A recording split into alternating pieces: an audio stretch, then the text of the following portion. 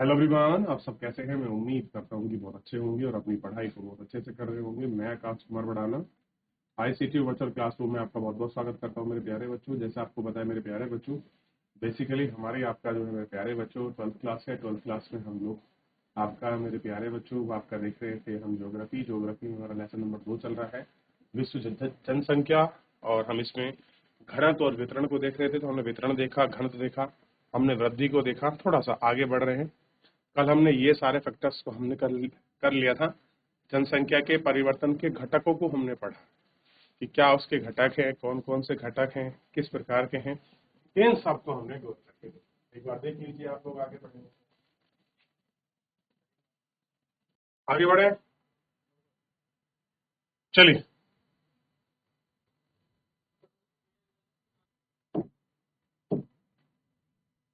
देख लिया।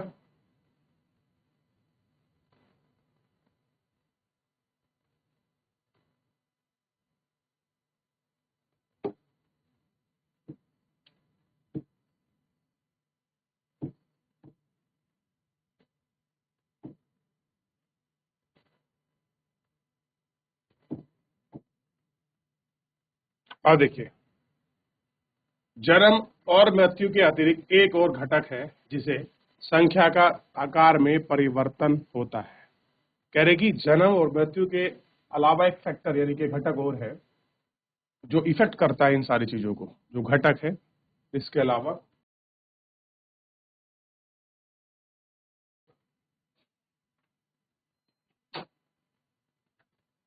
तो क्या है, अगर हम उसको देखेंगे तो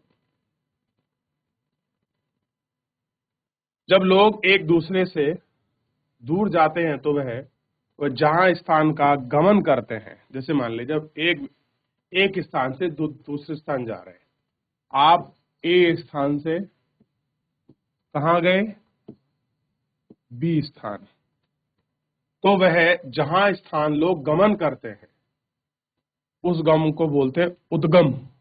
वह स्थान जहां से लोग गमन करते हैं, तो ए क्या हो गया आपका, ए हो गया उद्गम।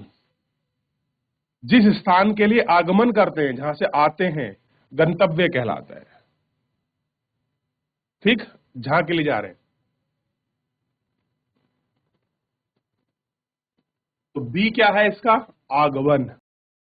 तो आपको सॉरी, गंतव्य है। तो ए क्या हुआ, गंतव्य, और बी क्या हुआ, आगमन। आगमन का मतलब जहां पहुंचने वाले हैं, आने वाले हैं।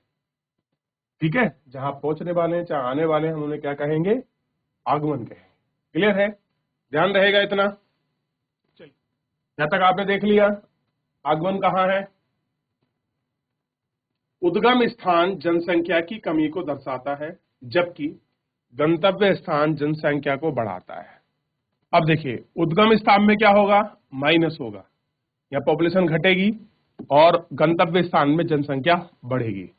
तो ये आपको पता होना चाहिए। उद्गम, लोग अपने स्थान से दूसरे स्थान जा रहे हैं कि जनसंख्या तो कम होगी ना, और जहां जा रहे हैं वहां जनसंख्या बढ़ेगी, तो ये क्या होगा, प्लस होगा। तो प्रत्येक मनुष्य और संसाधन के बीच बेहतर संतुलन प्राप्त करने की दिशा में सशक्त प्रयास निरूपित किए जाते हैं। प्रवास स्थायी और अस्थायी मौसमिक हो सकता है, गांव से गांव हो सकता है, गांव से नगर हो सकता है, नगर से नगर हो सकता है, नगर से गांव की ओर हो सकता है, और नगर से नगर, शहर से शहर। ठीक, क्लियर है। तो स्थायी भी हो सकता है और आपका मौसमी भी। मौसमी का मतलब समझते हो, खाने वाली मौसमी नहीं होती बेटा, अरे आप खाने वाली मौसमी समझ लो। ये मौसमी है जो आपका सीजनल होते हैं। आप देखते हैं कुछ लोग किसी विशेष मौसम में काम करने के लिए जाते हैं। क्लियर हो गया। अब जैसे मान लीजिए आपके पंजाब में मार्च और अप्रैल में लोग जाते हैं धान की कटाई के लिए, वहां धान की कटाई होती है। क्लियर है, गेहूं की कटाई के लिए बरसात में काम नहीं मिलता, लोग शहरों से गांव चले जाते हैं, क्योंकि जो भी कंस्ट्रक्शन वगैरह का जो काम होता है या और अन्य काम होते हैं वो आपके धीमे पड़ जाते हैं बरसात में, बारिश के मौसम में। तो लोग कहाँ चले जाते हैं, अपने गांव। ये सारी चीजें, ये सारे मुद्दे हैं, ये सारे फैक्टर हैं जो आपको देखने हैं और आपको ध्यान रखना है। क्लियर है, अगर आप इनको एक एक करके देखोगे, समझोगे, तो चीजें आपकी क्लियर हो जाएंगी। ठीक, क्या आप महसूस करते हैं कि एक व्यक्ति दोनों अप्रवासी और उत्प्रवासी हो सकता है। एक व्यक्ति प्रवासी, प्रवासी मतलब आप किस स्थान पर जाकर बस गए, अप्रवासी। उत्प्रवासी जिस स्थान से आप गए हो, दोनों हो सकता है। मान लीजिए आप जहां से गए उत्प्रवासी हो गए, जहां पहुंच गए अप्रवासी हो गए। जैसे अप्रवासी जो किसी नए स्थान पर जाता है, अब मान लीजिए मैं यहां से आपका जापान चला जाऊं या अमेरिका, तो जापान में क्या हो गया, मैं जापान में हो गया आपका अप्रवासी, जापान चीन में अप्रवासी। उत्प्रवास प्रवासी जो एक स्थान से बाहर चला गया। अब जैसे ये मान लीजिए मैं देहरादून से हूं, तो देहरादून से मैं कहां चला गया, आपका जापान। तो उत्प्रवास क्या हुआ, जापान आपका देहरादून, अप्रवास क्या हुआ आपका जापान। तो इन शब्दों को आप लिखिए और देखिए प्रवास के क्यों होते हैं, इसको भी हम पढ़ेंगे। बहुत इंपॉर्टेंट आपका चैप्टर है। तो सबसे पहले आपको क्लियर होना चाहिए कि उद्गम और गंतव्य स्थानों के बीच क्या अंतर है। क्लियर ध्यान रहेगा। तो उद्गम स्थान किसको कहते हैं और गंतव्य स्थान किसको कहते हैं। आइए मैं एक बार इसको पूरी जो आपकी परिभाषा है उसी को मैं आपको बता देता हूं, नोट करा देता हूं, लिखवा देता हूं ताकि आप इसको देख सके, लिख सके। चलिए, वह स्थान जो एक दूसरे के स्थान पर जाते हैं, यहां से लेकर इस परिभाषा को आप नोट करिए। ये पूरी परिभाषा इस परिभाषा के अंतर्गत आती है। हम इसको देखते हैं, क्लियर है। दूसरा देखिए, जिस स्थान पर गंतव्य स्थान कहा जाता है, हम जिस स्थान के लिए जाते हैं, ठीक। और इसमें क्या होता है, जनसंख्या की कमी को दर्शाता है और ये वृद्धि को दर्शाएगा। क्लियर है, लिख लीजिए, इन दोनों परिभाषाओं को लिखिए तो आपको क्लियर होगा और सारी फंडामेंटल।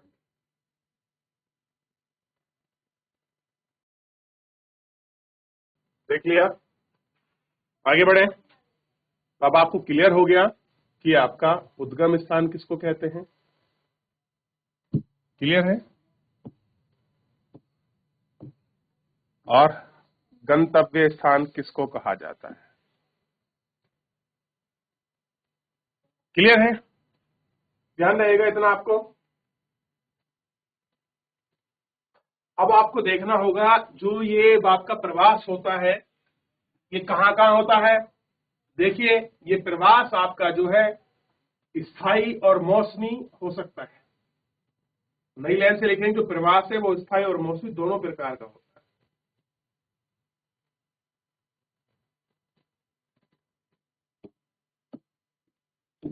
अब उसके बाद आप देखते हैं आप्रवास और उत्प्रवास, आप दोनों को लिखिए।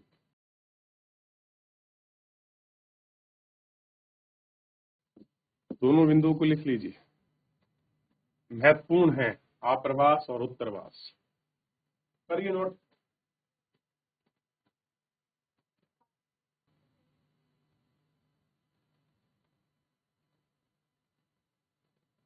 जरा सोचिए, उन कारणों पर जोर कीजिए जो देश के प्रवासियों के साथ अधिक गंतव्य स्थान हो जाता है। गंतव्य मतलब जहां पहुंचते हैं। देखिए, आज की तारीख में अगर आप देखोगे तो जो गंतव्य स्थान है, जिसका हम बी की बात कर रहे थे, ए जगह से हम जाते हैं, ए हमारा मूल स्थान हो सकता है, बी हमारा कोई नगर, शहर,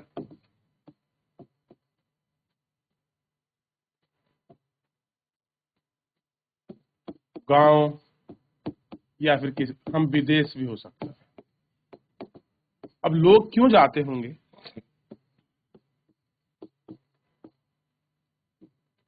बेहतर शिक्षा, मेन है रोजगार, शिक्षा, कुछ लोग स्वास्थ्य, कुछ लोग विकास डेवलपमेंट को देखकर जाते हैं, कुछ लोग आपका सुरक्षा की भावना से जाते हैं, कुछ लोग सामाजिक बहिष्कार की वजह से भी चले जाते हैं। सामाजिक बहिष्कार भी एक मुद्दा बन जाता है जिसकी वजह लोग क्या जाते हैं, बाहर चले जाते हैं। सामाजिक असुरक्षा भी कारण आप आपका मान सकते हैं, उसी में लोग अपने जो मूल स्थान है उसको छोड़ देते हैं, और ये सारी वजह है उनका मूल स्थान छोड़ने का कि लोग एक स्थान से दूसरे स्थान चले जाते हैं। क्लियर है?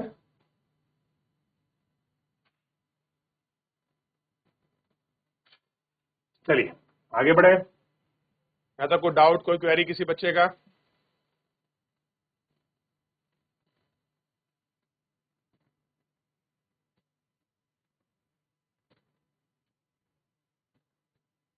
बेहतर लोग आर्थिक सामाजिक जीवन के लिए एक प्रवास करते हैं।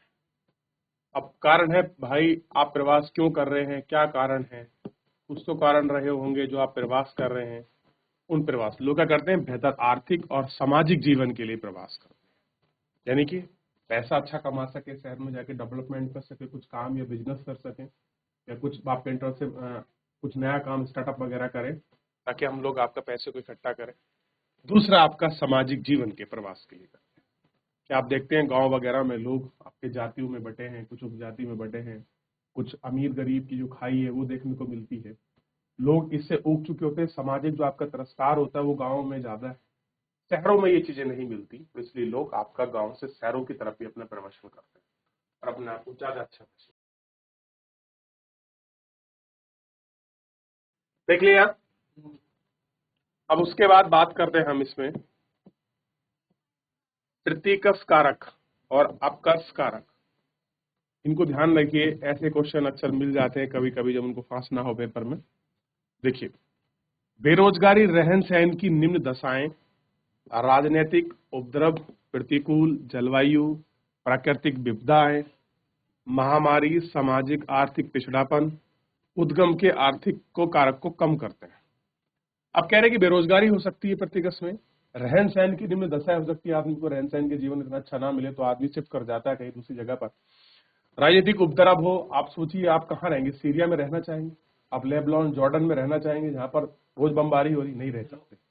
प्रतिकूल जलवायु, अगर मैं आपको कह दूं कि आप भैया इस टाइम क्या के जम्मू कश्मीर में रह लो, या आप जाके केदारनाथ में रहो, तो आप रह सकते हो? नहीं, क्योंकि वहां पता है विषम परिस्थितियां हैं, वहां नहीं रहा जा सकता। प्राकृतिक विपदाएं, अब पहाड़ टूट रहे हैं, लैंडस्लाइडिंग हो रही है, भूकंप आ रहे हैं, अर्थक्वेक आ रहे हैं, भाई कभी ज्वालामुखी फूट जा रहा है, क्या आप रहोगे ऐसी जगह? नहीं रह सकते। महामारी है, बीमारी बार बार फैल रही है। अब देख रहे हैं दिल्ली में लोग आपका छोड़ रहे हैं, लोग दिल्ली को। सामाजिक आर्थिक पिछड़ापन भी हो सकता है, उद्गम स्थान को आर्थिक क्या चीज है, ये सारी चीजों को देख रहे हैं। अपकर्षक, अपकर्षक में मतलब क्या हो जाएगा कि लोग क्यों हैं, तो काम के बेहतर अवसर और रहन सहन की अच्छी दशा, शांति, स्थायी जीवन, संपत्ति की सुरक्षा, अनुकूल जलवायु के कारण ही गंतव्य उद्गम स्थान की अपकर्ष कर रहे हैं। लोग इस वजह से ही एक स्थान से दूसरे स्थान जा रहे हैं। ये सारी वजहें हैं जो लोग उन जगहों को छोड़ रहे हैं। क्लियर है? तो गौर करके लिखिए प्रतिकर्ष और अपकर्ष के कारक। फिर हम जनसंख्या की प्रवृत्तियां, वृद्धि प्रवृत्तियों पर विचार करेंगे, भैया बढ़ती कैसे हैं, क्या प्रवृत्ति है। क्लियर है? चलिए आगे बढ़े।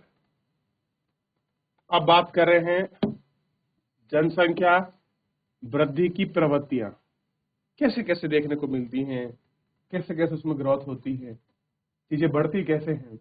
इन सारी चीजों की जो प्रवृत्तियां हैं उन पर हम देखेंगे और उन पर हम विचार करेंगे। क्लियर है? तो पृथ्वी पर 700 करोड़ से लोग अधिक रहते हैं, सोच के देखिए कितनी पॉपुलेशन है, 700 करोड़ से भी ज्यादा लोग हैं पृथ्वी पर।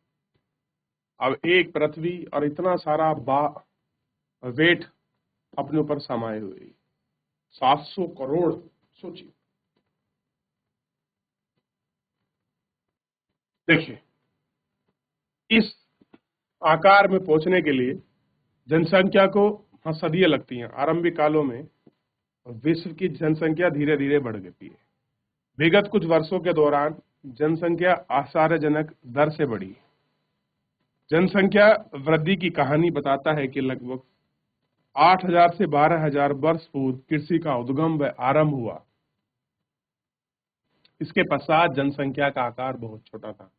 जब कृषि थी, शुरुआत हुई, तो जनसंख्या बहुत छोटे रूप में आपको देखने के लिए, बड़ा छोटा पैमाना हमको मिला। मोटे तौर पर 80 लाख, ईसाई 30 लाख करोड़ से भी कम थे। 16वीं शताब्दी में बढ़ते हुए विश्व व्यापार की जनसंख्या तीव्र वृद्धि के साथ मंच पर तैयार किया। 1750 के आसपास जब औद्योगिक क्रांति का उद्भव हुआ तो विश्व की जनसंख्या 55 करोड़ थी और 18वीं शताब्दी में औद्योगिक क्रांति के पश्चात विश्व जनसंख्या विस्फोट वृद्धि हुई तो यह प्रगति के जन्म की दर को घटाने में सहायक की और त्वरित जनसंख्या वृद्धि दर को मंच प्रदान किया। ऐसा हुआ, जनसंख्या कैसे बढ़ी? 1750 के बाद जब इंडस्ट्री आई तो बहुत तेज आप देखेंगे वर्ल्ड में पॉपुलेशन बढ़ी है। क्लियर है? तो ये सारी चीजें आपको देखने के लिए।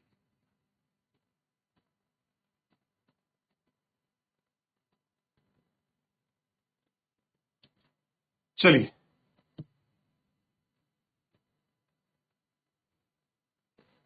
विज्ञान में प्रौद्योगिकी ने किस जनसंख्या में सहायता की? जो विज्ञान और प्रौद्योगिकी है उसने किस प्रकार आपकी जनसंख्या में सहायता की है, ये हमको देखना है। क्लियर है? चलिए आगे बढ़ जाएं। विज्ञान और प्रौद्योगिकी ने किस प्रकार जनसंख्या में वृद्धि की है? मानवीय और प्रणाली ऊर्जा के स्थान पर भाप का इंजन प्रतिस्थापित के हो गया। पवन और जल के यांत्रिक ऊर्जा उपलब्ध हुई कराई और आपका कृषिगत और औद्योगिक उत्पादन में वृद्धि हुई। महामारी व अन्य संक्रामक रोग के विरुद्ध टीकाकरण, चिकित्सा सुविधा सुधार, पूरे मृत्यु की दर, ये सारी चीजें आपकी तीव्र हुई। तो इनकी वजह से ही ये सारी तीव्रता, ये सारी चीजें हमको महसूस होती हैं, दिखाई देती है, हमने पढ़ी और समझी। क्लियर है? इतना ध्यान रखना चाहिए। चलिए तो एक बार जितना हमने पढ़ा है पूरा इसमें देख लीजिए। कुछ पूछना है, कुछ डाउट है, कोई क्वेरी है, एक बार देख लें। उत्प्रवास, अप्रवास, स्थायी, उद्गम, अवकाश, उत्प्रवास, इसमें कुछ पूछना है, कुछ जानना है। क्लियर है? ये सारी चीजों को एक बार देख लीजिए अच्छे से। कुछ डाउट, कोई क्वेरी बनेगी फिर नेक्स्ट लेक्चर में देख लिया। अब आगे बढ़ रहे हैं। चलिए तो मेरे प्यारे बच्चों, फिलहाल आज के इस लेक्चर में इतना ही। मिलेंगे नेक्स्ट लेक्चर में, तब तक अपना ध्यान रखिए, स्वस्थ रहिए, अपनी पढ़ाई को बहुत अच्छे से करते रहिए। मुझसे जुड़ने के लिए आपका बहुत बहुत धन्यवाद।